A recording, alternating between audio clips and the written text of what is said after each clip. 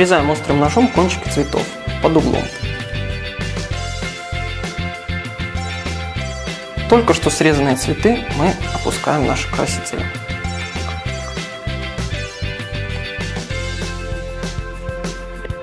Прошло 2 часа, и мы можем увидеть первые результаты. В нашем опыте лучше всего окрасился цветок с красным красителем.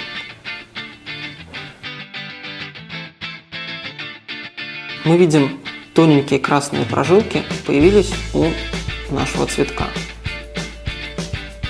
Если его ставить на более длительное время, на сутки, то весь цветок приобретет красный цвет.